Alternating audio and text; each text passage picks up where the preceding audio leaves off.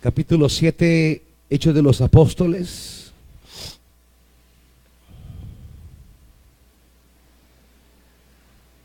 Versículo 39 en adelante. 7:39. ¿Lo tienen, iglesia?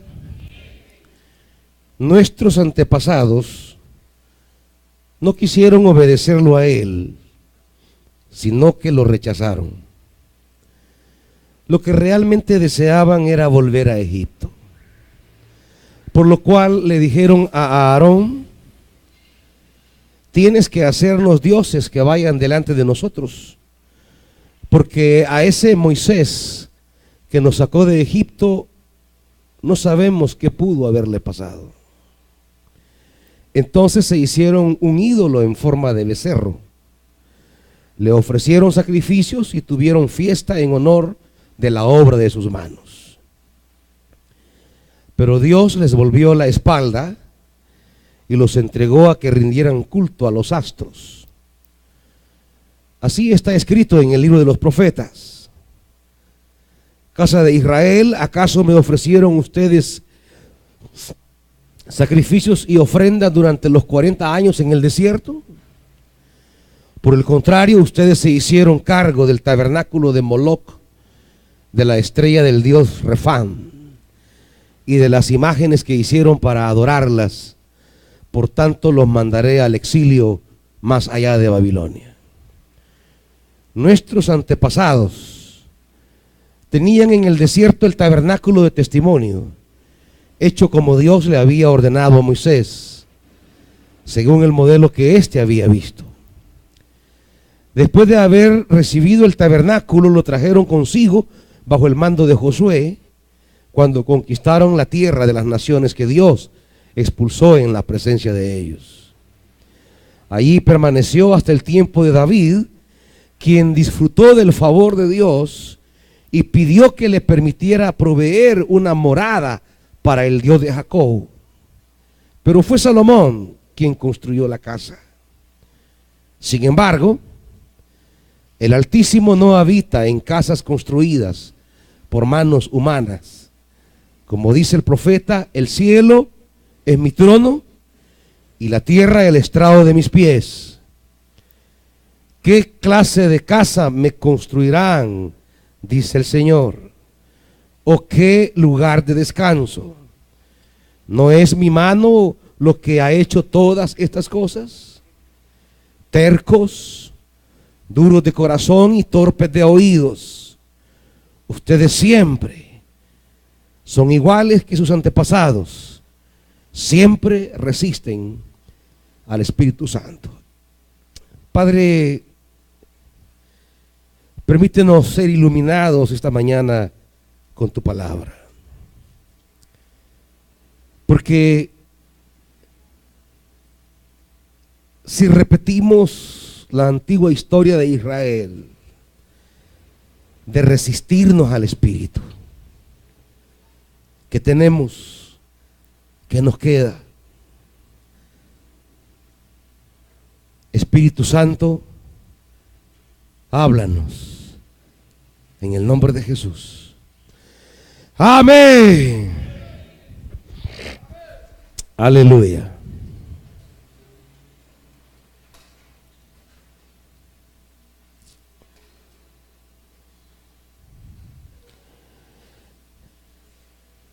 Hay un reclamo contundente de Esteban al pueblo de Israel. Y hay una acusación drástica, una acusación que deslegitima la religiosidad de Israel. Y al cerrar prácticamente el discurso, en el versículo 51, usa una serie de frases fuertes para describir el estado espiritual en que Israel ha caído por su religiosidad.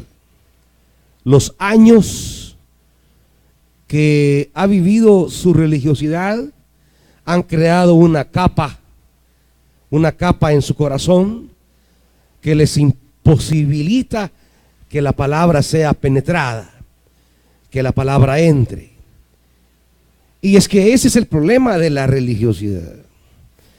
Es más fácil que se convierta a Dios un ateo que un religioso. Es más fácil que se convierta a Dios un hombre de mundo que un religioso, porque el religioso cree que ya está convertido. El religioso cree que está en el camino de Dios, es el problema. El religioso siente que no necesita reconsiderar la orientación de su vida, revisar sus caminos.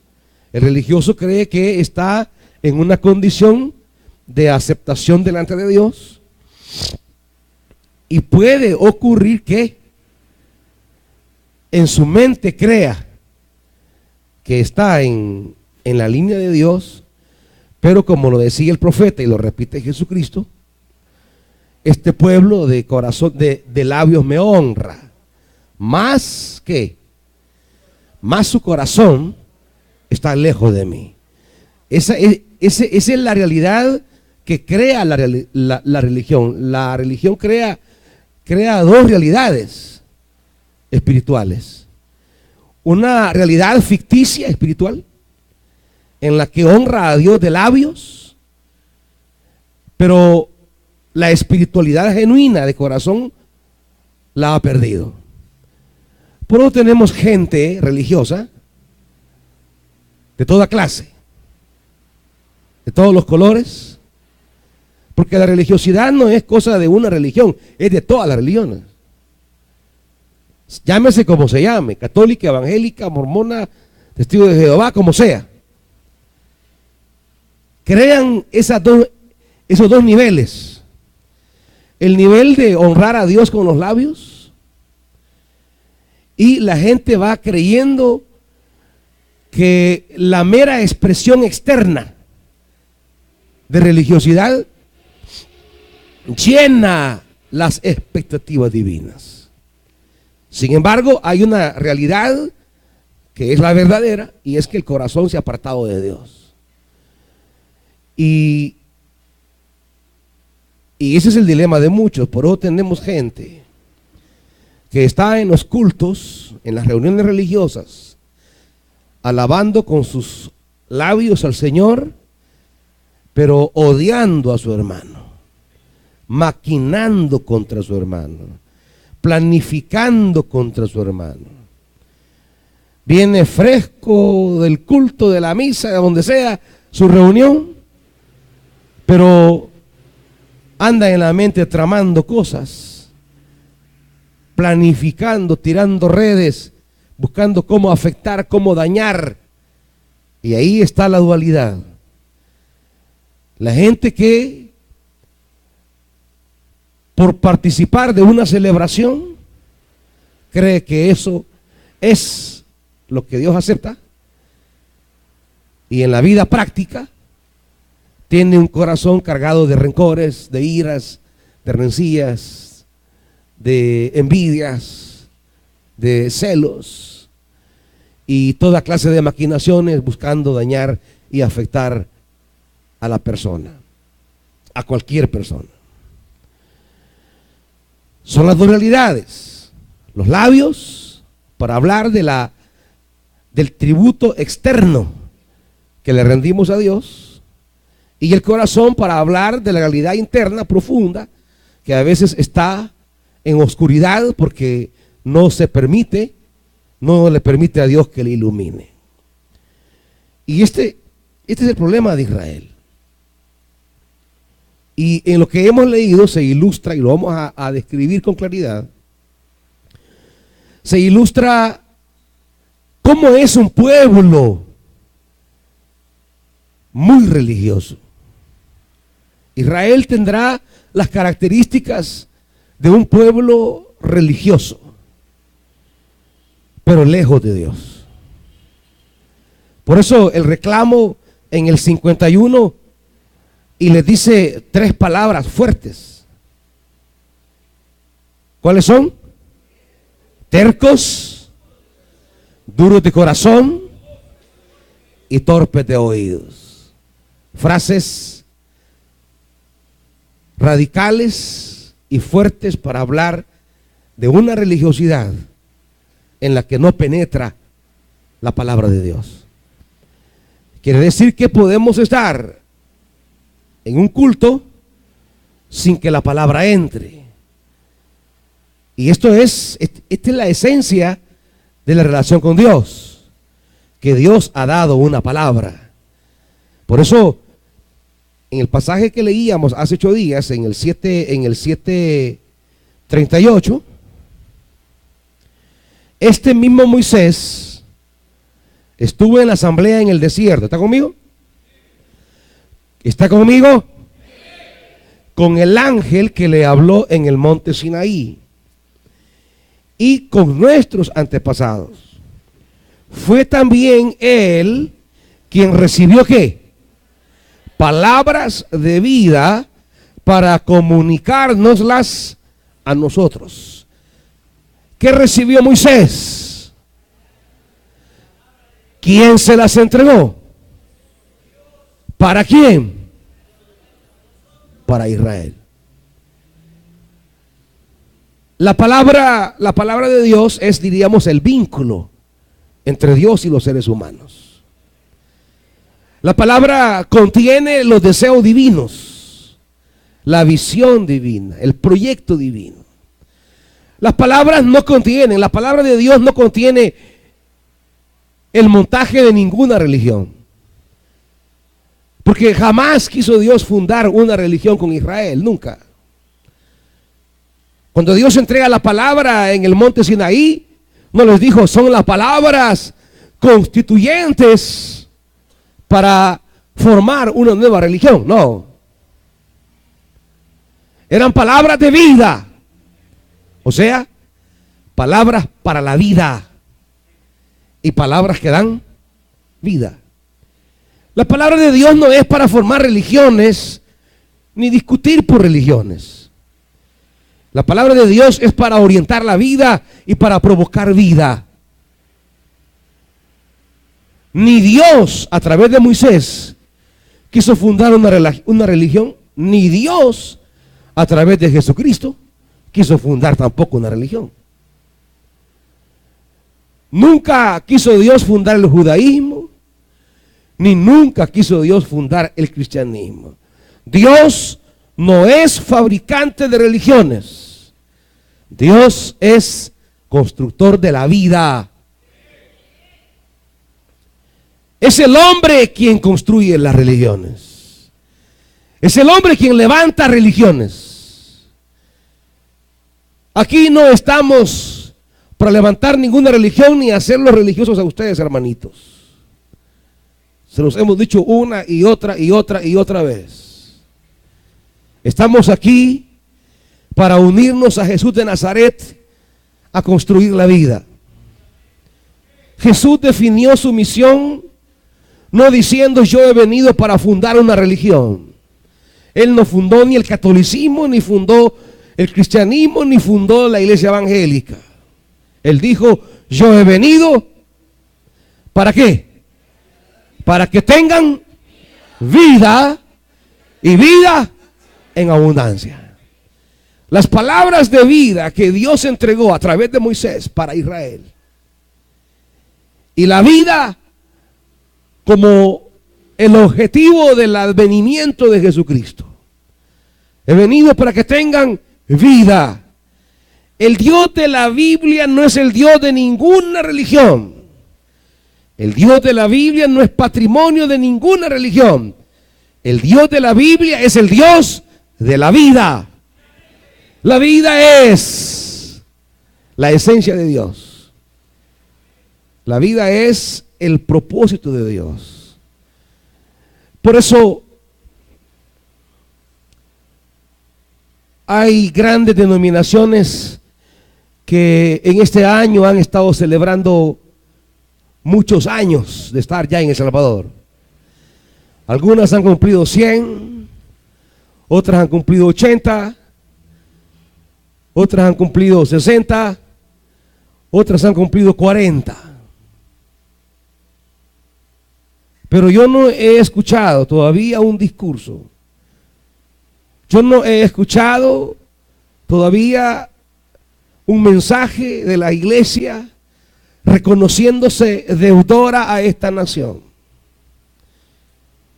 El apóstol Pablo dice en la carta a los Romanos, es que soy deudor a griegos y a no griegos, a sabios y a no sabios. Pablo se ve a sí mismo como deudor de un mundo que todavía está sin Dios. Y yo creo, amados hermanos, lastimosamente los discursos que escucho del mundo evangélico cuando celebra sus aniversarios es un discurso triunfalista, es un discurso de imagen, son fiestas para quizás proyectar nuestra imagen, pero yo no escucho que después de 100 años o 50 o 40 o 30 años podamos decir lo que en verdad es. Todavía somos deudores a este país. Todavía somos deudores a jóvenes que están muriendo constantemente en esta nación. Un fin de semana o una semana creo de 280 muertos.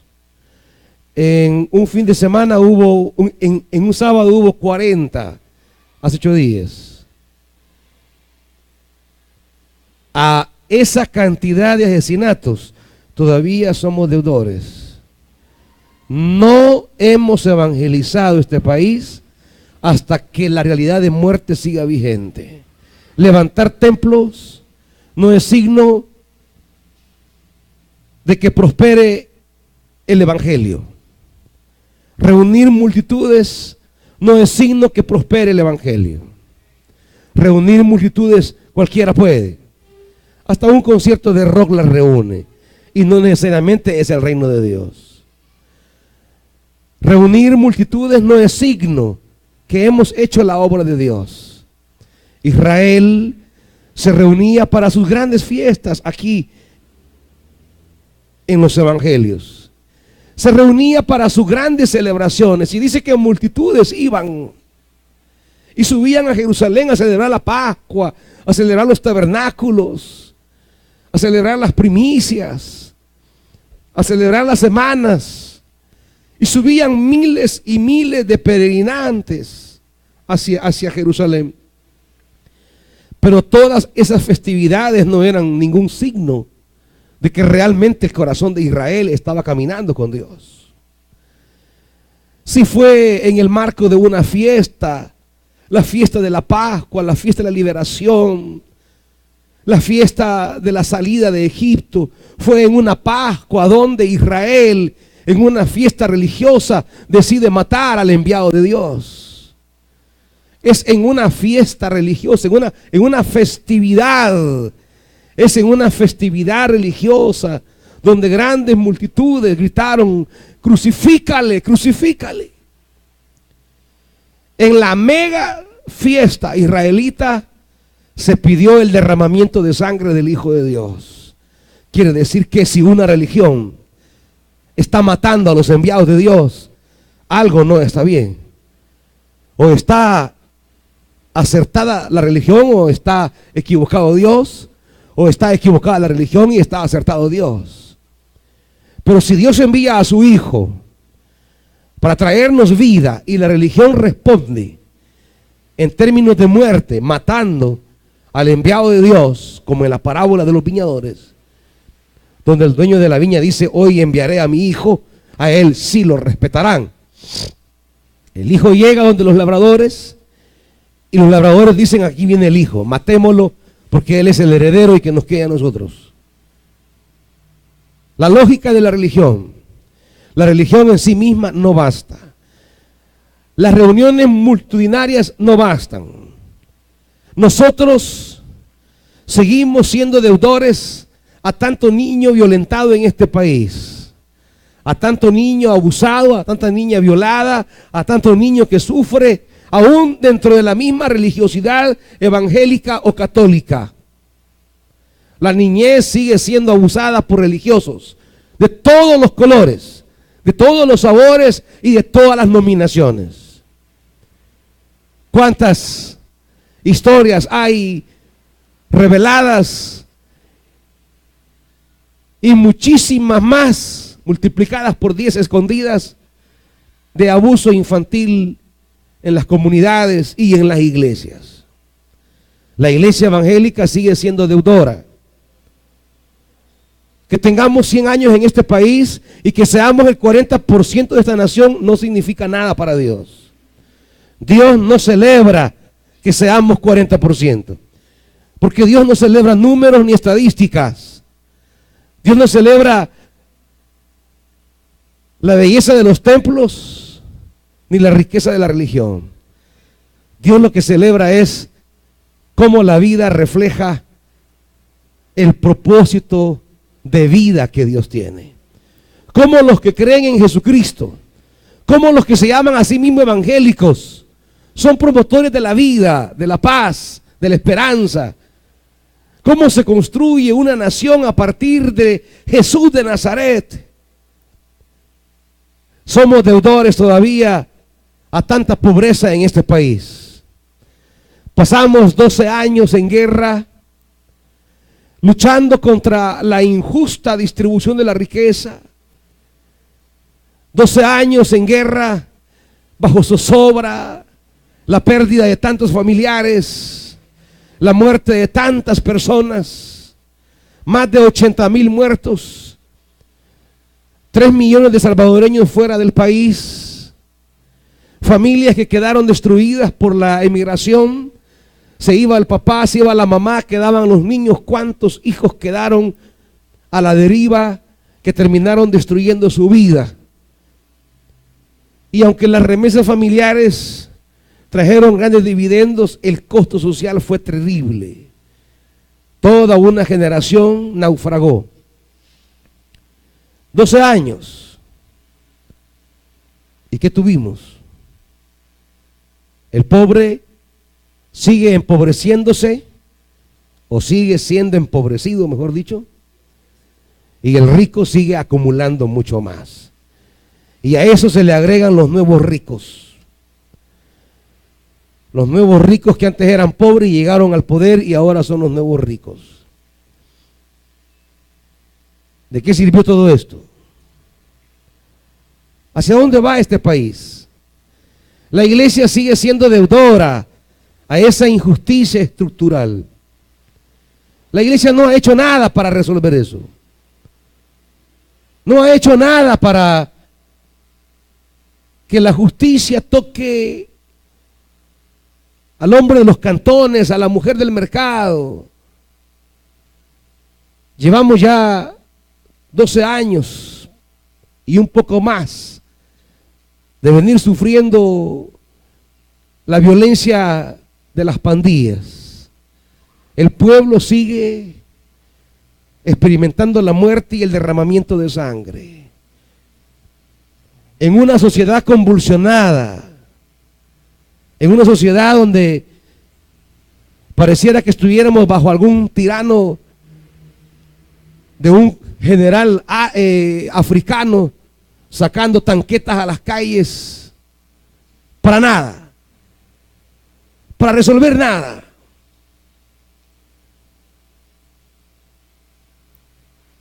Los jóvenes sin oportunidades terminan de estudiar, ¿y cuáles son sus expectativas? Los que logran salir de estudiar, porque la gran mayoría está desorientada, sin rumbo y no le haya realmente sentido siquiera a estudiar, porque descubre que en este país, desde los gobernantes hasta las pandillas, hay mecanismos más fáciles para hacer dinero de forma rápida, sin matarse tanto estudiando. Desde el pandillero que sale a dar una vuelta y regresa con $300 a su casa, hasta el político que debajo de la mesa negocia el futuro de la nación por dinero. ¿Qué futuro hay para esto? La iglesia sigue siendo deudora a eso. No ha hecho nada la iglesia para eso. sigue escondida y encerrada en los templos, creyendo que levantar templos y reunir gente, eso es lo que a Dios le agrada.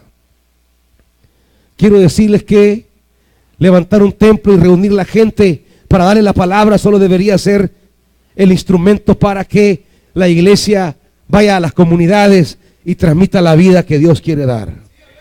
Que la iglesia entre en distintas áreas para transmitir la verdad del evangelio. La iglesia sigue de espaldas a eso. Es más, le encanta andarse codeando con la clase corrupta de este país. La iglesia cree que su importancia es la importancia de juntarse con los políticos. La importancia de la iglesia para Dios solamente es cuando ella se vuelve instrumento de vida, de paz, de esperanza, de justicia y de salvación para todo aquel que escuche el evangelio. 100 años en este país y lo que causa muerte no se ha resuelto. Llevamos bajo las pandillas más muertos que en la época de la guerra. Haga la sumatoria y se va a dar cuenta. Este país derrama sangre por naturaleza. Este país tiene una vocación por la muerte, una inclinación al derramamiento de la sangre. ¿Qué va a pensar Dios si Caín sigue matando a Abel? ¿Qué va a pensar Dios si los grandes siguen oprimiendo a los pequeños? ¿Qué va a pensar Dios si en una nación como esta, tan pequeña, la muerte cabalga de manera inmensa? Y la iglesia sale con las ridiculeces de creer que cambiarle nombre a determinados lugares es lo que va a cambiar esta nación. Sale, diríamos, como el apóstol Pablo, sale con las estupideces de creer que cambiarle nombre a la puerta del diablo va a resolver la crisis de este país.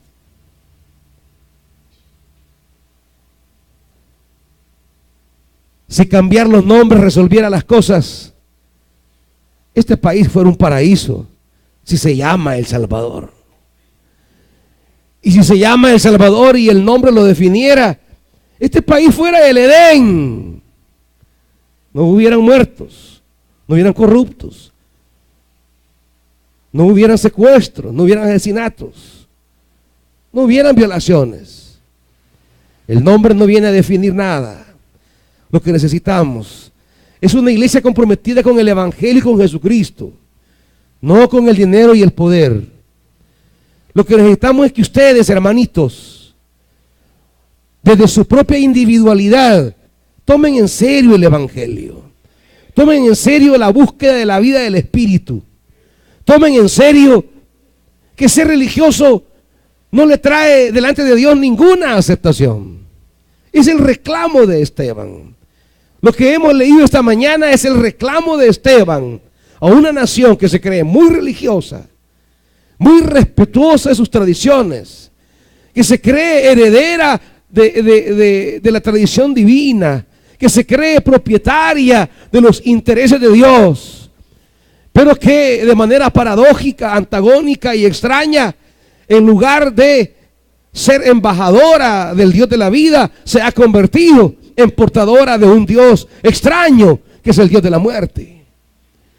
Ese es todo el reclamo que hace Esteban. La peor idolatría no viene de naciones politeístas. La peor idolatría viene de aquellos que, creyendo en un solo Dios, creen estar adorando a un Dios cuando realmente están viviendo para otro Dios. El Dios de Jesús no es el Dios de muchos cristianos. Muchas iglesias cristianas han levantado sus propios dioses. Es la tentación del ser humano. Cuando Israel recibió esas palabras de vida, versículo 39, ¿qué es lo que hace Israel? Nuestros antepasados, ¿qué dice? No quisieron obedecer esas palabras de vida, palabras que traen esperanza, sino que lo rechazaron. ¿Qué es realmente lo que querían? Seguir en la lógica de Egipto. Es que Egipto es la convivencia de la explotación y de la religión de manera armoniosa. Egipto es la convergencia de la esclavitud y de la religiosidad. En Egipto Faraón es el hijo de Dios, tiene su casta sacerdotal, es el hijo del sol, tiene sus dioses. Es una religiosidad viva que todavía sorprende a los arqueólogos cuando descubren lo complejo del mundo religioso en el antiguo Egipto. De manera paralela, mientras eran adoradores del dios sol, tenían naciones bajo su esclavitud. Tenían cantidades de pueblos bajo su bota. El faraón, el hijo de Dios, era dueño de la tierra de Egipto y explotador de las naciones. Ese es Egipto. Israel sale con la mano poderosa de Dios, pero en su corazón realmente quiere volver a Egipto. Es que es más fácil vivir la religiosidad de manera externa sin encarnarla en decisiones cotidianas, en principios personales, en valores interpersonales. Es más fácil sentarse a celebrar un rito religioso, un programa ritual. Es más fácil participar de ritos y ceremonias que asumir una vida de justicia y de valores para con el hermano, para con la hermana, para con el vecino, para con el prójimo. Hasta los evangélicos están cargados de veneno y odio y deseo de morir. ¿Cuántos de ustedes no han sentido alguna vez el deseo casi natural que brota en su corazón de querer matar a alguien, o de que se murieran los malos, o que desaparecieran todos los pandilleros, o que los asesinaran, o que los quemaran, o que todos se murieran? ¿Cómo es posible que podamos en el corazón amar al Dios de la vida y desear la muerte de otro? ¿Cómo es posible que estemos en un culto, en una misa, celebrando al Dios de la vida, pero deseamos que se muera la gente? Eso no es posible. Ni aún Jesús mismo, que tenía todo el derecho de hacerlo, no lo hizo. Cuando injustamente, violentamente lo estaban crucificando y lo habían tratado de la manera más cruel, más burda, más inhumana, su palabra en la cruz es: Padre, perdónalos, no saben lo que hacen. La palabra de perdón que brota de Jesús no es la palabra de un religioso que está celebrando la Pascua y pide la muerte. La palabra de Jesús clavado en la cruz es la palabra de un hombre lleno de Dios, de un hombre cuyo corazón ha sido lleno del Espíritu, y de un hombre que ama de verdad a Dios, y porque ama a Dios no puede anhelar, desear, provocar ni realizar la muerte de otra persona. Eso es espiritualidad. Eso es ser un hombre de Dios, una mujer de Dios. Pero hoy día tenemos grandes masas que van a las iglesias evangélicas, que vienen a alabar al Dios de la Biblia, pero que en su corazón desearían la muerte de personas. Esa es la religiosidad con la que contamos. Quiere decir que la iglesia todavía vive en Egipto. Es que es más fácil vivir en Egipto. Callar la conciencia con ceremonias religiosas externas, pero no ser modificados en las interioridades del corazón. Cambiamos las doctrinas. Hoy ya no soy católico y soy evangélico. Cambiamos de dogmas, cambiamos de ritos, cambiamos de templos, pero no cambiamos de mentalidades. Cambiamos de tradiciones, pero no cambiamos de valores. La conversión hoy se ve como transferencia de religiones, no transformaciones de vida. ¿Me están oyendo, iglesia? Y esto es válido para todas las religiones. El religioso es el idólatra más empedernido. La religión es la peor de todas las idolatrías, porque ella cree que está bien delante de Dios y no busca la conversión ni la transformación. Es el reclamo de Esteban. Ustedes realmente no quieren el proyecto de vida que Dios nos da en su palabra, les dice Esteban. Ellos desobedecieron las palabras de vida porque querían regresar a Egipto. Era más fácil vivir en Egipto, era más práctico vivir en Egipto. Se podía combinar la religiosidad y el matar a una persona. Moisés mismo tuvo que aprender que matar no era la manera de resolver la liberación, porque venía con su esquema de sabiduría humana y de religión humana. Tuvo que aprender que ese no es el camino. Matar al Egipto explotador no es la opción. Cuando Dios lo envía con su palabra poderosa y las señales que lo respaldaban, no lo envió a matar a Faraón, no lo envió a matar a los egipcios, mandó a ordenar que dejaran ir a mi pueblo Israel, mandó a sacar a Israel de Egipto. Pero Israel no quiere el camino de la vida. ¿Quiere la tierra? Sí. ¿Quiere libertad? Sí. Pero no quiere la palabra de vida. No quiere construir una sociedad basada en la palabra de vida. Quieren llevarse a Egipto a la nueva tierra. Egipto no solo se ha quedado geográficamente, va con ellos. En sus mentalidades, en sus principios, en sus religiosidades. Egipto se fue con ellos. Entrar a la iglesia evangélica no nos hace evangélicos. Evangélicos nos hace cuando asumimos el evangelio. Y cuando hablo del evangelio no hablo de 4 leyes espirituales, ni de 5 principios. Hablo de toda la palabra revelada en las escrituras, en la persona de Cristo Jesús. Somos deudores. Somos deudores a esta nación. Todavía el evangelio no ha tocado las estructuras más profundas de esta nación. El evangelio no ha penetrado las interioridades, las mentalidades, las costumbres, los principios de esta nación. El evangelio no ha permeado. El evangelio está encimita, pero no ha entrado en las profundidades. El evangelio se ha quedado a nivel geográfico, pero no ha llegado al nivel profundo del ser humano. No ha tocado la interioridad, no ha tocado el corazón, no ha tocado esos elementos ancestrales y sociales profundos de esta nación. El evangelio ha crecido de manera geográfica y en extensión, pero no en profundidad. Esta nación es religiosa en la superficie, pero es idólatra en la profundidad del corazón. Este país es disque cristiano, con un 40% de evangélicos, un 45% de católicos y un porcentaje por ahí distribuido entre más iglesias. Dice que es una nación cristiana. No, no es cristiana. El Salvador no es un país cristiano, ni está cerca de serlo.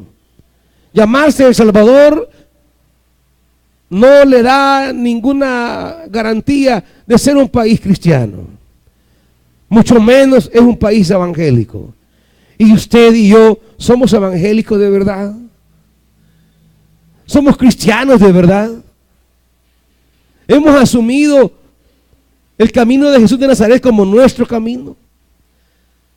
Las intenciones de Jesús son las nuestras. Las preocupaciones de Jesús las cargamos con nosotros. ¿Es Él realmente nuestro Señor? ¿Es realmente Él nuestro Maestro? ¿Somos sus discípulos en realidad? ¿Vamos en pos de Él? ¿Es su reino una prioridad? ¿Su palabra es para nosotros realmente algo esencial que buscamos, anhelamos y deseamos? Todo comienza por nosotros. Tanta celebración pública a Dios le puede dar vómito en un país que derrama sangre. Tanta celebración evangélica en este país de tantas iglesias y todas celebrando ser la mejor, la más grande, la más poderosa, la más bonita, la más tremenda. ¿Qué celebramos? ¿Qué celebramos? ¿Qué celebramos en este país? Si tenemos una deuda hoy por hoy impagable con esta nación. Todavía el evangelio no ha hecho lo que debe hacer, porque la iglesia ha cometido los mismos errores que cometió Israel. Mire lo que dice la Biblia. Deseaban volver a Egipto, versículo 40. Por lo cual le dijeron a Aarón: tienes que hacernos ¿qué? Dioses que vayan delante de nosotros, porque a ese Moisés que nos sacó de Egipto no sabemos qué pudo haberle pasado. Israel levantó sus propios dioses. La iglesia levanta sus propios dioses. Versículo 41. Se hicieron un ídolo en forma de becerro. Le ofrecieron sacrificios y tuvieron fiesta en honor de la obra de sus manos. Pero Dios le volvió la espalda y los entregó a que rindieran culto a los astros. La primera gran tentación de la religión es que en apariencia está adorando al Dios que lo sacó de Egipto, pero realmente está adorando a otro Dios. Israel construye el becerro y después le dice a Israel, a Aarón: vaya Israel, aquí está vuestro Dios que lo sacó de Egipto. Pero no es el Dios de Abraham, de Isaac y de Jacob. Es un becerro hecho de la obra de sus manos, con sus propios oro. El becerro, construido con el oro que recibieron de Egipto. Ahora ese es su Dios. El becerro de oro, el dinero. El oro sigue siendo el Dios para la religión. Lo fue para Israel. El becerro de oro se levantó para sustituir al Dios de la vida. Ya no era el Dios de Abraham, no era el Dios de Jacob, no era el Dios de Isaac. Hoy es un becerro de oro. La iglesia sigue levantando becerros. Sigue siendo el dinero su Dios.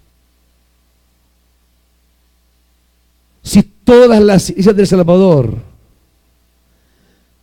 se hiciera un censo de todos sus templos, de todos sus terrenos, de todas sus construcciones, de todas sus instituciones, les aseguro que fuera una de las industrias más ricas en este país. Si reuniésemos los activos de todas las iglesias,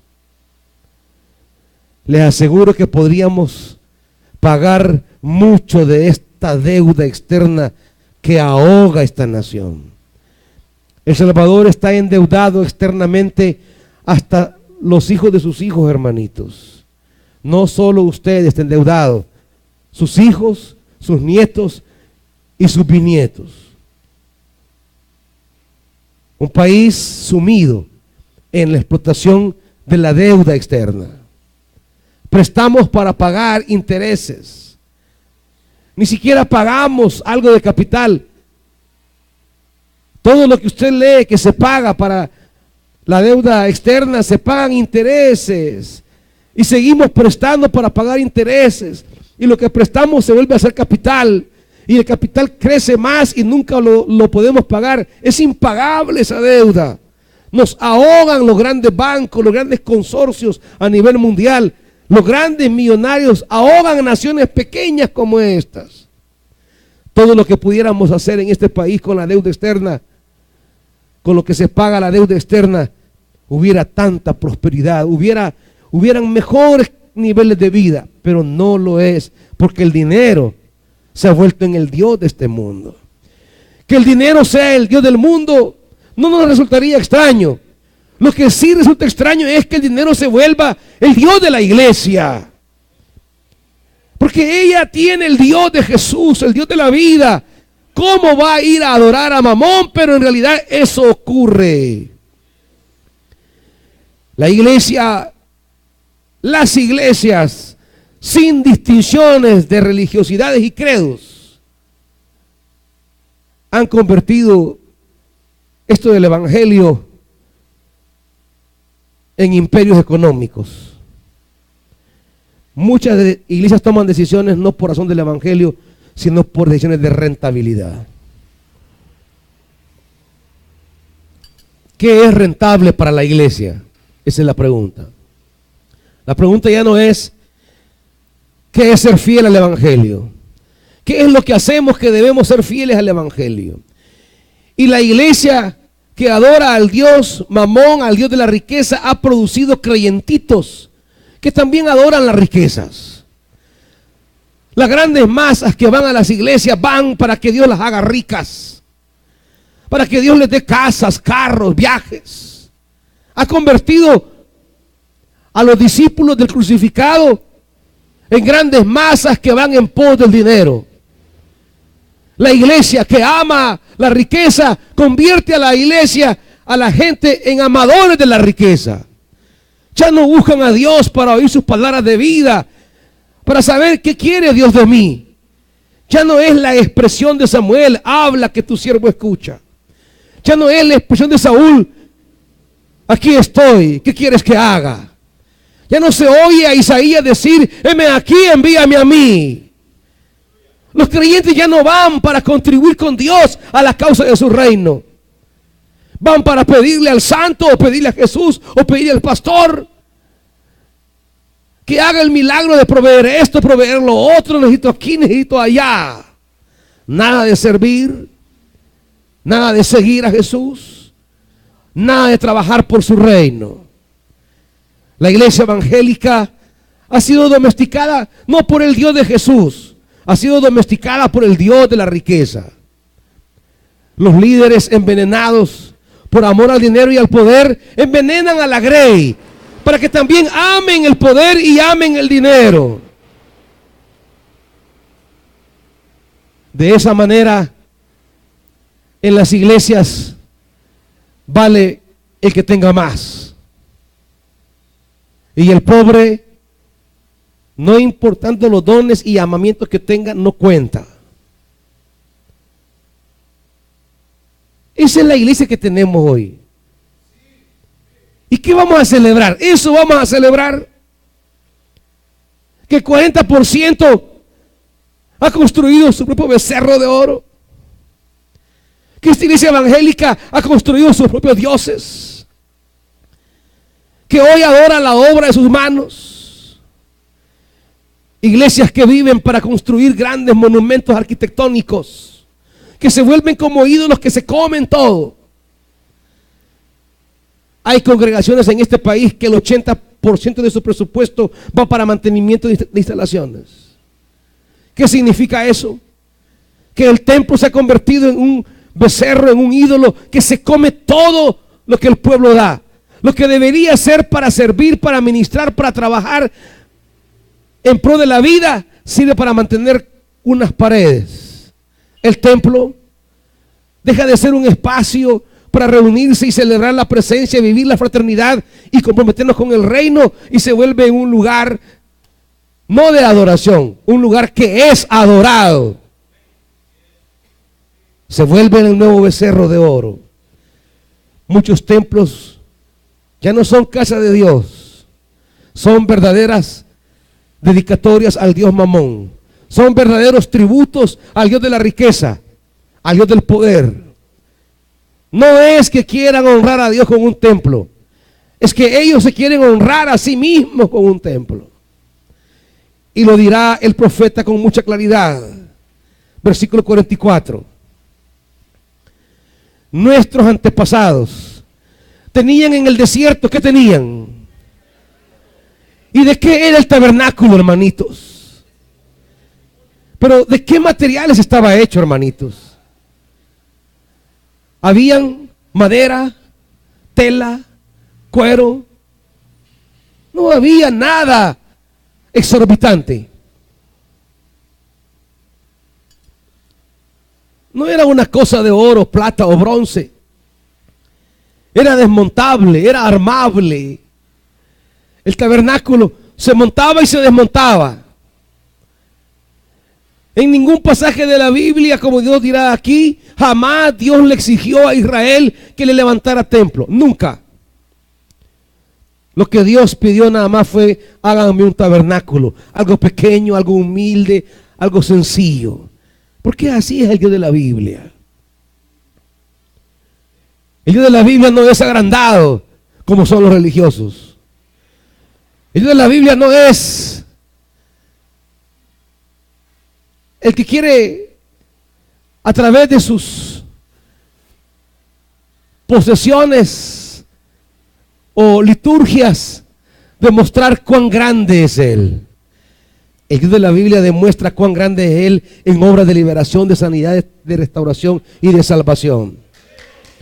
No pidió riquezas, no pidió templos, no pidió construcciones, no pidió catedrales, ni pidió obras arquitectónicas extravagantes. Un tabernáculo sencillo, pequeño, con varas, madera, se levanta, se va, se vuelve a poner, se pone en otra cosa. Eso pidió Dios, no pidió más. Cuando Él decide hacer su casa entre nosotros, no nace en el palacio de Herodes,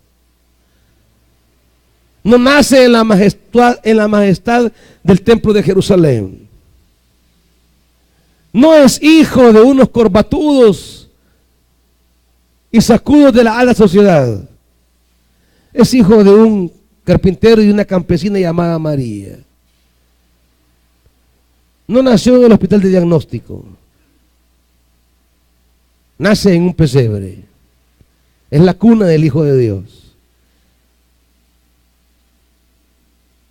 A los que despreciamos, albañiles y campesinos, obreros, jornaleros y trabajadores, a esos Dios elige para ser los padres de sus hijos, de su hijo. No eligió a ningún millonario. No eligió ningún apellido de esos raros. Nombres comunes y corrientes, María y José. Nombres de pueblo, nombres de pobre. De esa Galilea pobre. No anduvo con fantasías, ni apantallando a nadie, como nos encanta a nosotros hacerlo. Ah, pero somos cristianos. Ah, pero somos evangélicos. La fantasía sigue siendo el objetivo de las iglesias hoy día. Cómo apantallar, cómo seducir, cómo impresionar.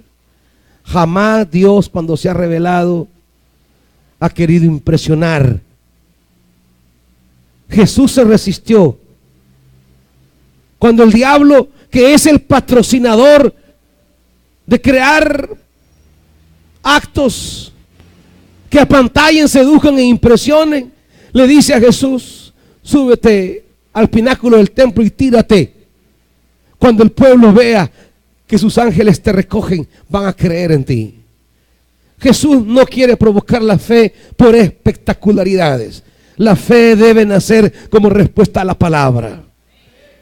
No va Jesús a tomar ningún atajo que le haga fácil el camino de despertar la fe en las personas, despertar la vida en las personas, despertar la esperanza. El trabajo tesonero día tras día en cada comunidad, en cada colonia. Por eso dice el Evangelio: y caminaba Jesús entre ciudades, pueblos, aldeas. La cotidianidad del trabajo de Jesús es como el sembrador que distribuye la semilla, confiando que Dios la hará crecer. No es con espectáculos que la iglesia va a transformar esta nación. Es con asumiendo ella misma el llamado de Jesús. Usted mismo, hermano, hermana, dejando de ser un cómodo, dejando de ser un religioso y asumiendo de verdad el evangelio y comprometiéndose con Jesús y contribuyendo a la obra del reino, usted va a seguir el camino de Jesús y será signo de esperanza para esta nación. Es que no queremos más muertes. Hay que trabajar duro día tras día. Usted que predique en una conexión, que predique en una chiquicolumna, que predique en una columna familiar. Allí no andamos reclutando gente para la iglesia. Andamos comprometidos con sembrar la semilla que traiga vida y esperanza. Buscando transformar pequeñas comunidades. trayendo signos, creando espacios de convivencia, de solidaridad, de oración, de lectura de la palabra, de preocuparnos por el otro, haciendo la obra que nos ha sido mandada a hacer el Señor.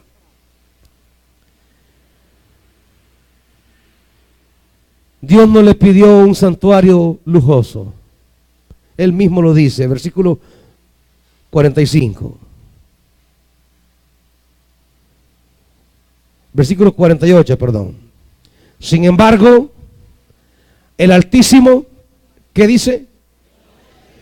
No habita en casas construidas por manos humanas. Allí no habita el Señor. El Señor habita en el corazón de un pueblo que le teme de corazón, que le sirve con el alma y que le sigue en el Evangelio. No habita en estructuras materiales. El Altísimo no tiene cabida por muy alta que sea una construcción.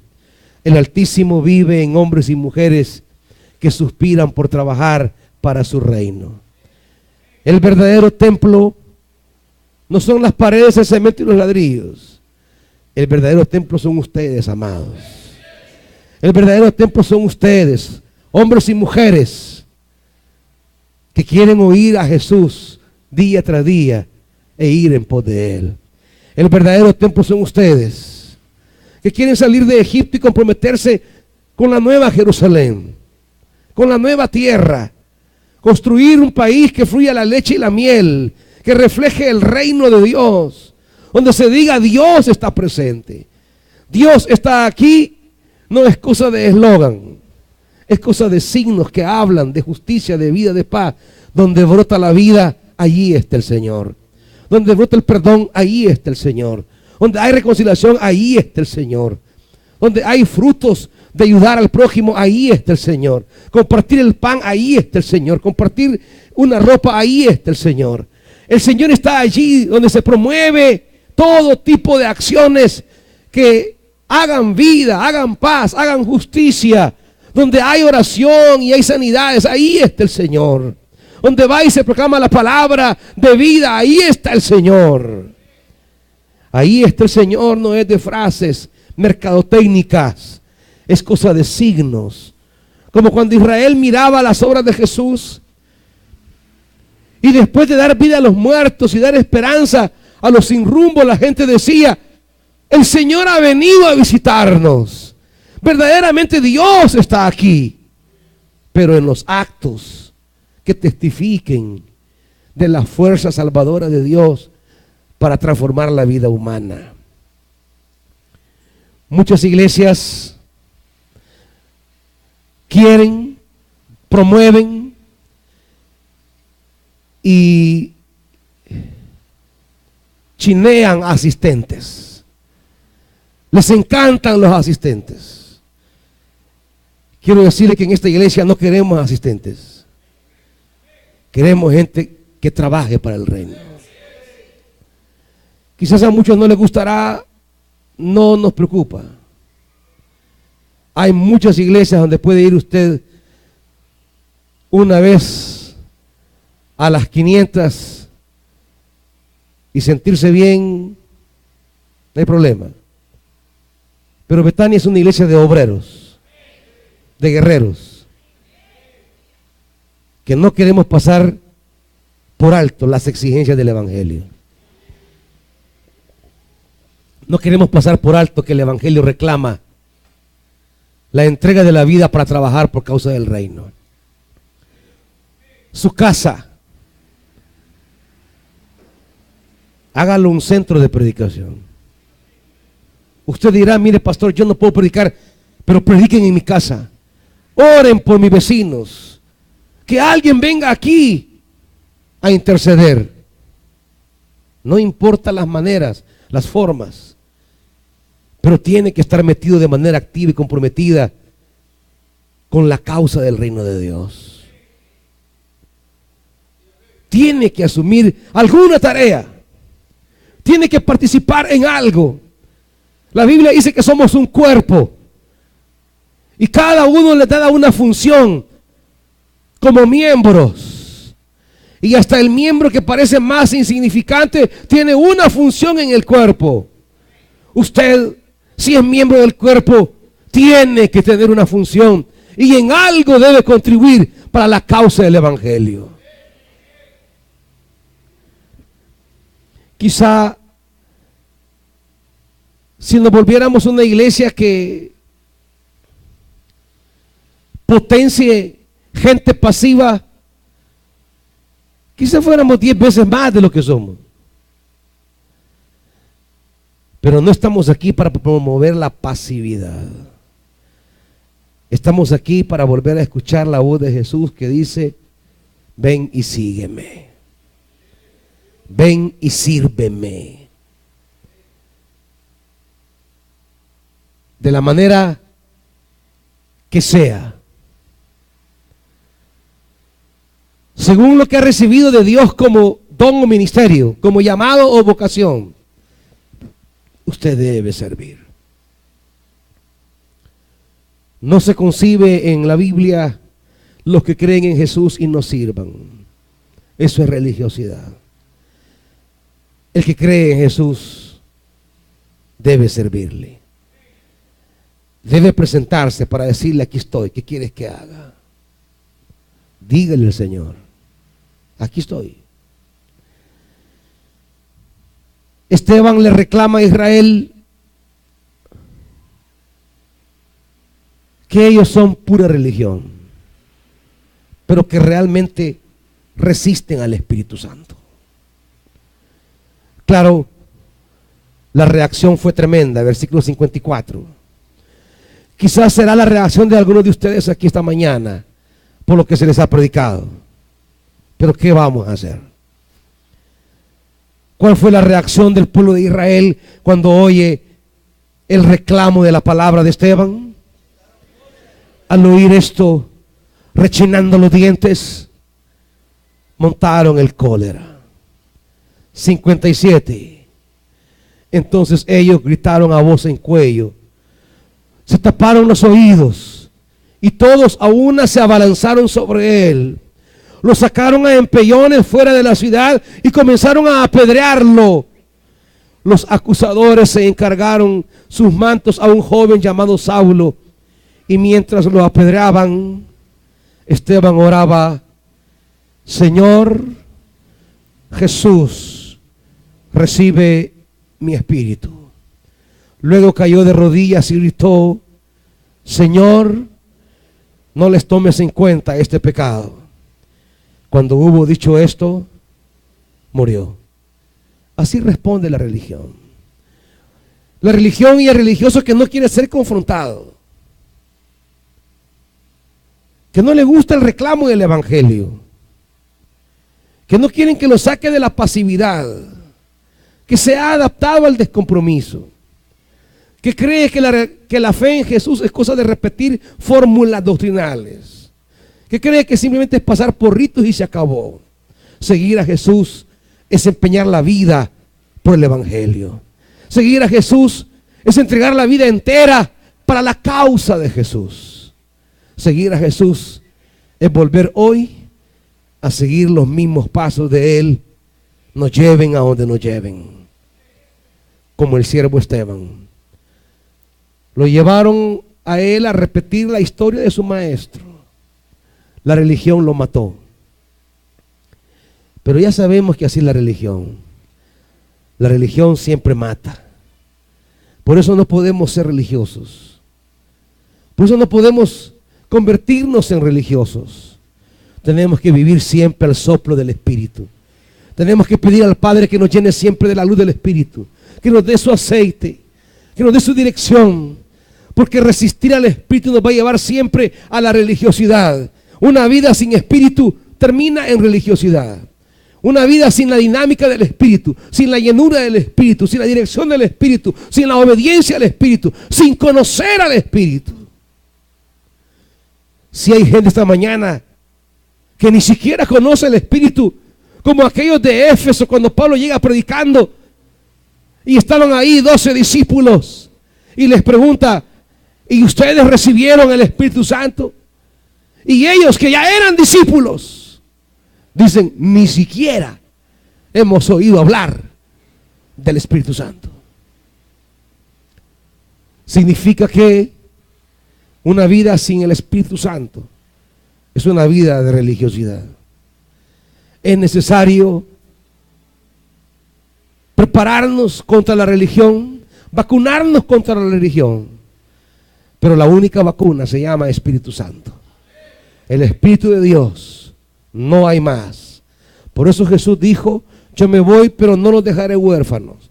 Pero no les dijo, ahí les dejo a Pedro, ahí les dejo a un pastor, ahí les dejo a Pablo, ahí les dejo unas doctrinas, ahí les dejo unas ordenanzas. No, Él les dijo, me voy, pero les dejaré el Consolador, el Espíritu Santo. Él los guiará, Él les recordará, Él les dará. La vida cristiana, la vida espiritual es la vida guiada por el Espíritu. Y es ahí donde debemos clamar. Y quiero terminar con Lucas capítulo 11.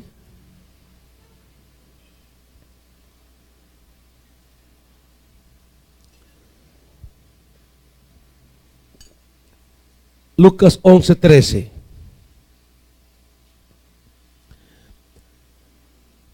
Pues si ustedes, aun siendo malos, saben dar cosas buenas a sus hijos, ¿qué dijo Jesús? Cuanto más el Padre Celestial dará el Espíritu a quienes se lo pidan. A quienes se lo pidan. Nuestra súplica por el Espíritu debería ser de todos los días, todas las semanas, todos los meses, todos los años. Porque solo una vida guiada por el Espíritu nos impedirá caer en el esquema repetitivo y cíclico de la religiosidad. Solo una vida llena del Espíritu Santo nos impedirá caer en nuestra pasividad y comodidad. Solo una solución: Espíritu Santo. Pónganse de pie, iglesia.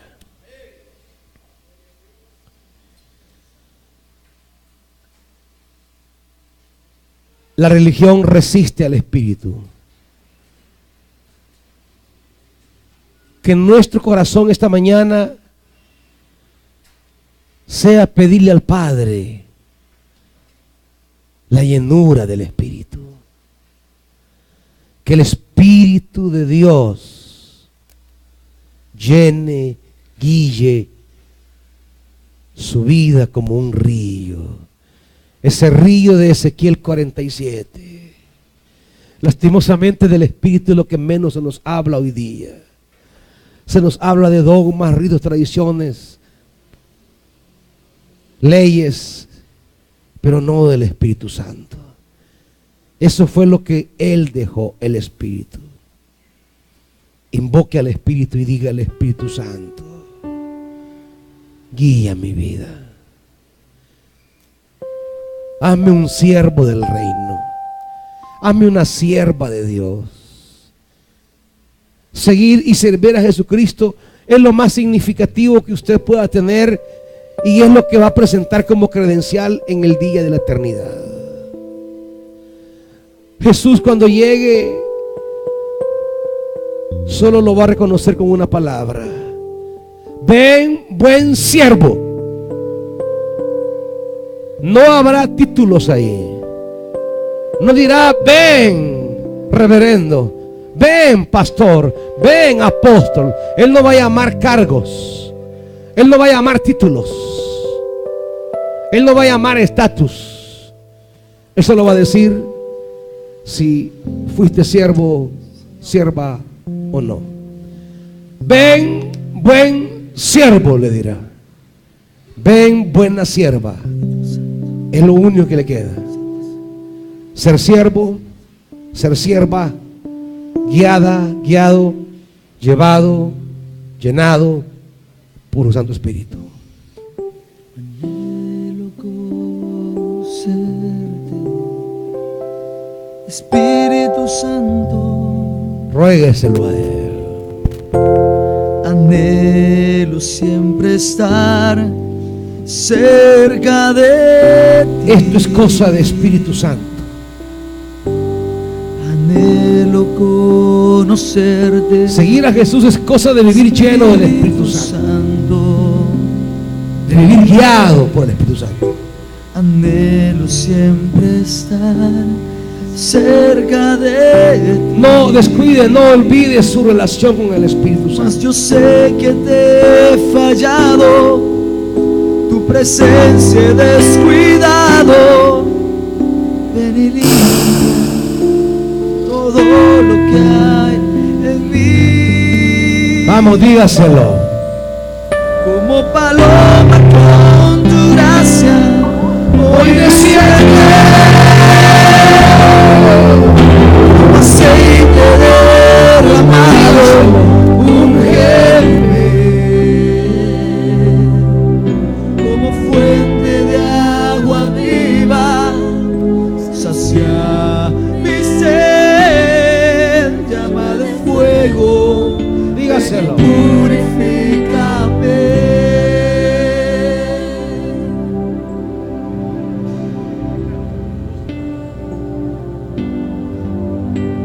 Anhelo Si alguien siente la conocer necesidad Espíritu Santo, que el Espíritu llene su vida, estar cerca vamos a orar por ustedes. Venga adelante.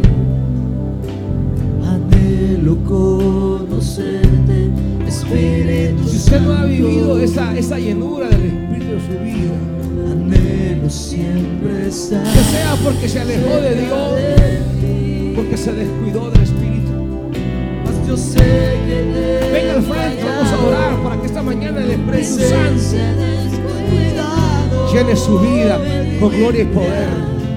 Todo lo Que salga de aquí lleno de Dios. Adelante, hermanita. Dígaselo ahora. con tu gracia, Adelante, hijo. hoy desciende. Díselo a él. Lléname.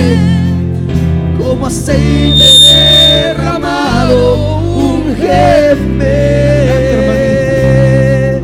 Como fuente de agua viva, sacia mi sed. Si alguien más Llama de fuego, lo desea, venga ahora. purifícame. Adelante, hermanito. Adelante. ¡Vamos! Paloma El río de Dios corre. hoy desciende. Dígaselo. Como aceite derramado, ungeme. Como fuente de agua viva, sacia mi sed. Llama de fuego, Vamos, dígaselo. purifícame. Como paloma Dígaselo ahora. Dígaselo a él. hoy desciende. Oh, sí, Espíritu Santo. Como aceite derramado, En el nombre de Jesús. como fuente de agua. No se vaya con ese vacío. Sacia No se vaya sin saber lo que es ser lleno del llama Espíritu de Santo. fuego, ven y purifícame. No se vaya sin la gloria de Dios cayendo sobre usted.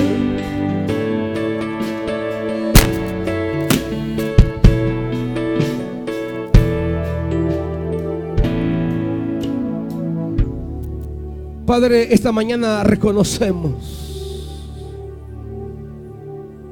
que no es posible una vida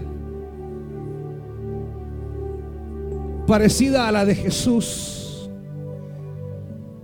si no hay un espíritu que fluye en nosotros.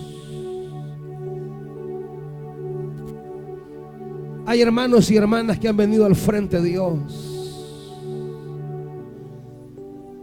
que en esta hora, como Pedro y Juan, impusieron las manos sobre ellos y fueron llenos del Espíritu Santo. Hoy oramos por ellos, Padre, para que tú les llenes. Espíritu Santo,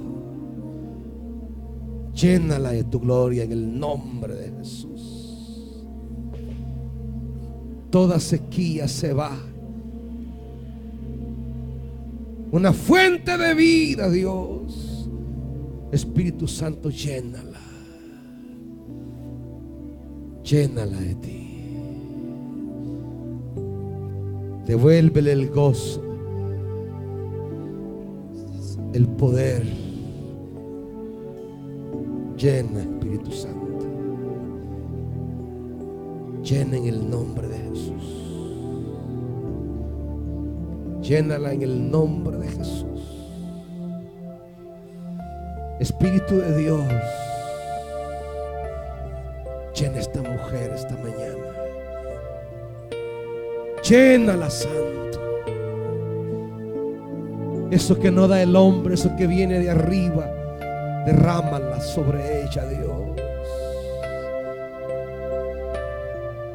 Llena esta mujer, Señor. Que su copa rebose esta mañana, Dios. Que fluya el río. Espíritu Santo, en el nombre de Jesús, llénala, Señor, llénala. Llénala, Santo. Desesperado por ti. Oh, llénala, Señor. Con un corazón sediento. Como llenaste a aquellas personas en Pentecostés. Espera beber de ti. Llénala en el nombre de Jesús, Padre. Llénala, Señor. Estoy aquí. Desesperado Desde la por coronilla ti. de su cabeza a la planta de los pies, que esta mujer sea mujer del Espíritu. Con un corazón Llena del Espíritu de Dios. sediento. Río de Dios corre en su interior. De ti. Río de Dios fluye en ella ahora. Aceite divino, úngela. Fuego celestial, ven sobre ella y llénala. Llénala en el nombre de Jesús. Fuego sobre su vida, Dios. Fuego de Dios para ella. Llénala, Santo, llénala. Espíritu Santo, llena esta mujer de tu gloria esta mañana, Dios. Oh, Espíritu de Dios, vuelve tu mirada sobre ella y llénala de ti. Oh, Espíritu Santo, úngela con tu fuego. Fluye, Dios, fluye. Estoy aquí. Porque hay un llamado para ella, Desesperado Santo. por ti. Llénala ahora, Padre, en el nombre de Jesús.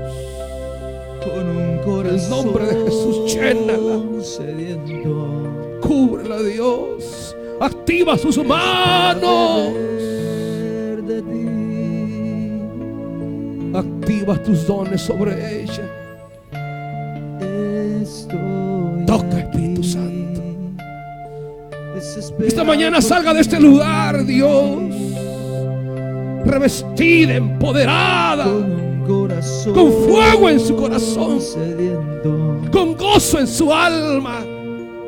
Que espera Oh, Espíritu beber Santo, en el nombre de Jesús, llénala de ti. Llénala de ti, llénala gloria de ti, desciende al llénala de ti. lugar. Toda la tierra tiene Que rebalse, que fluya. Resucitan los muertos por su poder. Instrumento de tu gloria, Dios. Llénanos de ti, Espíritu Santo. Guerrera en tus manos. Derrama tu gloria. En el nombre de Jesús. Esperamos en ti. Pon armadura de guerra sobre ella ahora, Espíritu. Ahora en el nombre de Jesús. Espíritu Santo. Ahora en el nombre de Jesús. Ven, Llena, Padre, ahora. Llena en el nombre de Jesús. Santo, Llena. ven, Llena en el nombre de Jesús más. ven. Dale más hasta que sobreabunde. Este lugar. Que rebose la copa. Dale, Padre, en el nombre de Jesús. Llénala, Dios. Ven, Llénala, Padre. Espíritu Santo. ¿Acaso no te he llamado yo, pues? eso no hablamos, dice Dios, aquel día. Un día hablé contigo, dice Dios. Llena este lugar. Espíritu de Dios, llénala, Señor. Llénala de tu gracia, Padre. Espíritu Santo, llénala de tu gracia. Llénala de tu poder, llénala de tu fuego. Llena este hombre, Dios, llénalo. Oh, Espíritu Santo, llena, llena. Llena, Espíritu Santo. Llena. ¿Acaso no te he llamado yo, pues? ¿No fui yo quien dije tu nombre, pues?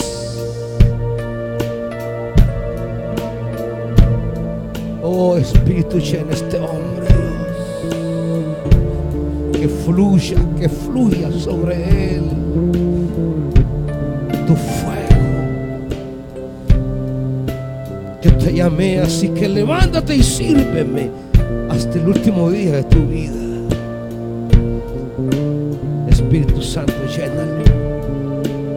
Llena este hombre, Dios. Llena, Padre, en el nombre de Jesús. Llena. Que fluya, Dios, el río sobre ella. Espíritu Santo, llénala. Llénala, Dios. Llénala, Santo, llénala, llénala de ti. Llénala, Señor. Si tú la llenas, ella se levantará como poderosa guerrera, Dios. Si tú la llenas, ella tomará la espada. Si tú la llenas, ella desafiará gigantes. Si tú la llenas, Dios, será una Débora. Llénala, Espíritu Santo, llénala. Llena este hombre, Espíritu de Dios. Más que tus cosas, dice Dios, son mis cosas las que quiero que haga. Más que lo tuyo es lo mío, dice Dios. Quiero hombres que amen lo mío.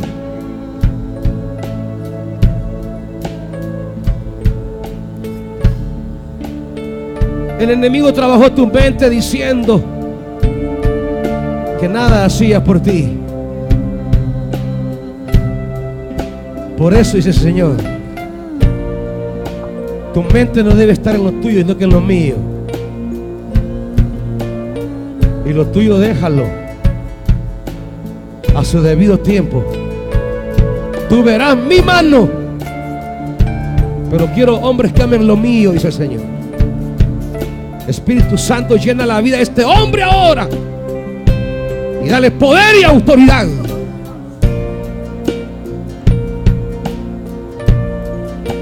Llena esta mujer, Dios, ahora en el nombre de Jesús. Llénala, Espíritu Santo.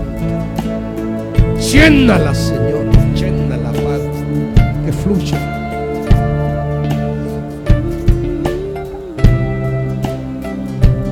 Llena, amado Dios, llena este pueblo. Llena hombres, mujeres. Llena esta mujer, Padre, en el nombre poderoso de Jesús. Llénala, porque tú la llenas, Dios, y será una antorcha en la oscuridad. Llénala, Espíritu Santo.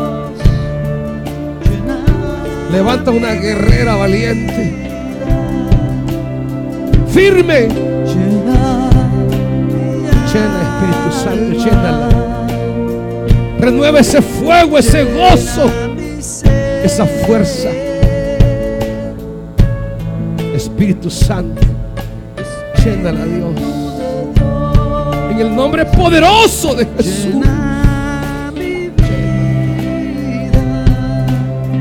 Todo hombre, mujer que te pide, Dios, llenura en su corazón de ti.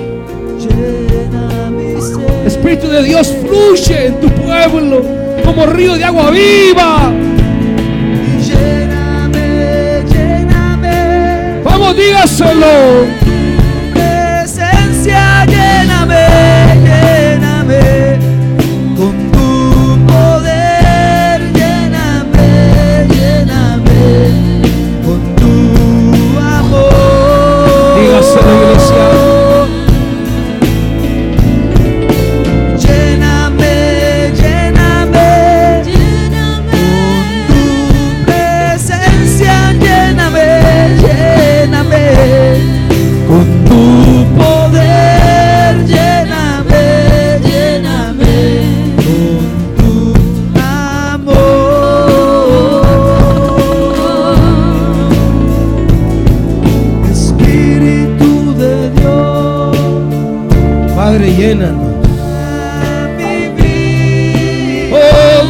Dígaselo.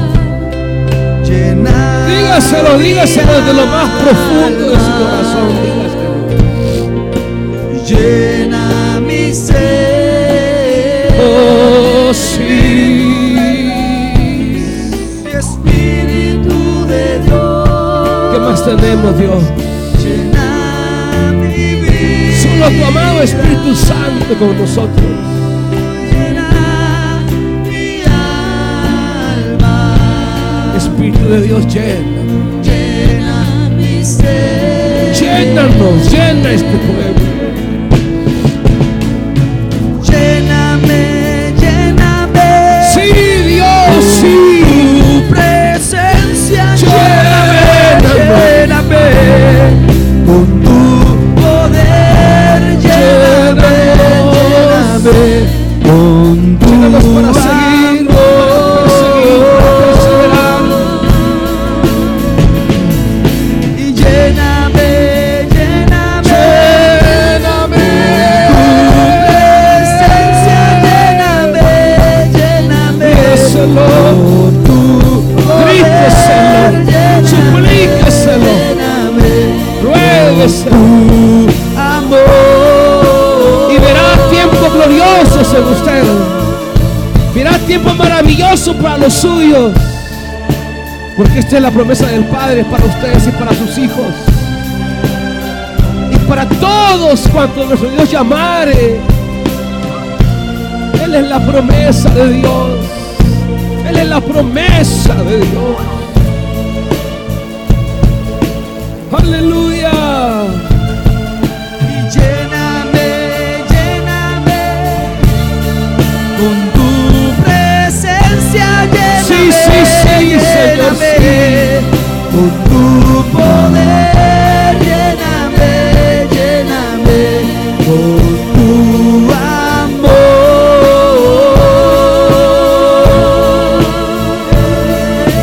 Lléname, lléname, lléname. Con tu presencia, lléname, lléname. Con tu poder, lléname, lléname. Con tu amor. Sí, Lléname, lléname, lléname. clame con su corazón. Presencia, lléname. Eleve su alma desde el cielo. Con tu poder, lléname, lléname. Tu amor. Aleluya. Bendito Dios. Oh, bendito Señor. Tú eres santo, santo, santo. Santo en la eternidad, santo hasta la eternidad. Oh, Espíritu de Dios. Oh, santo eres. Oh, santísimo Dios. Acércate a nosotros. Tú nuestra esperanza. Tú nuestra vida. Nosotros te adoramos, santo, santo, santo. Te bendecimos. Oh, bendito eres. Oh, te glorificamos. Santísimo Dios, llénanos de ti.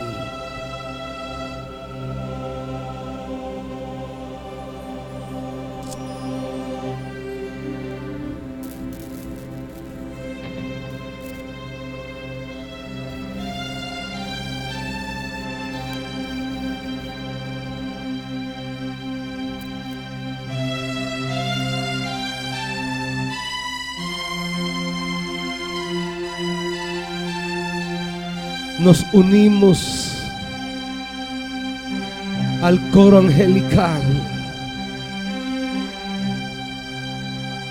que de eternidad a eternidad te adora diciéndote santo, santo, santo.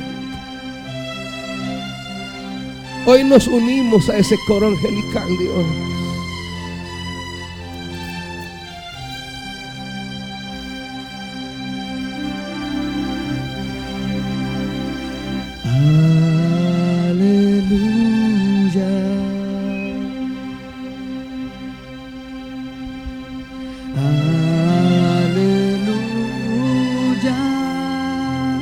Nuestro Dios poderoso es Rey. Dígalo, iglesia.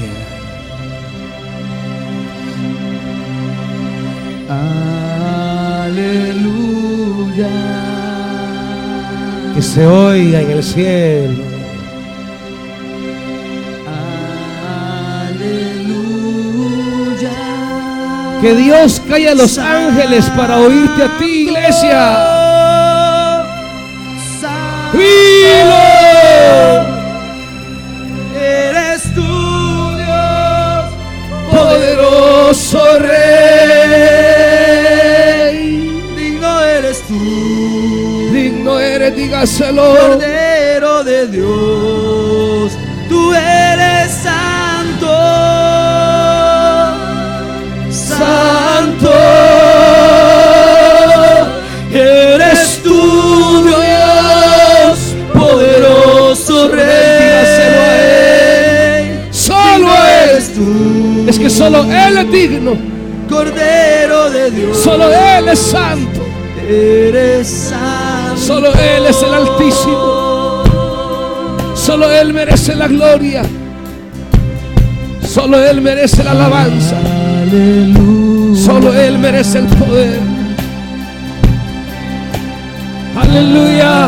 Aleluya. Nuestro Dios poderoso es Rey. No se calle, no se calle. No guarde silencio, no cierre sus labios. Aleluya. Ábranlos. Grite más que los ángeles. Aleluya. Grite más que los arcángeles. Santo, Grite más que los querubines. Grite más que los serafines. Dios, poderoso Rey, digno eres tú, Cordero de Dios, tú eres santo. Dígaselo a todo pulmón a Él. Eres tú, Dios, poderoso Rey, digno eres tú, Digno solamente Cordero Él. de Dios, eres santo. Aleluya. Bendito Él, iglesia. Aleluya. Bendito el Altísimo. Alabanzas sean dadas al Rey. Aleluya. Santo, santo, eres tú, Dios, poderoso Rey. Aleluya. Cordero de Dios, tú eres santo, santo, Solo Él. eres tú, Dios, Él poderoso por Rey. siempre. Digno eres tú, Digno, digno, digno. Cordero de Dios, tú eres santo, santo, eres tú, Dios, poderoso Rey. Digno eres tú, Cordero de Dios, eres santo. Aleluya.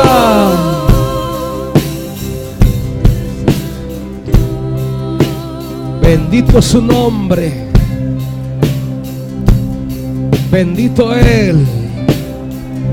Hoy, mañana y siempre. Gloria a su nombre. En el nombre de Jesús.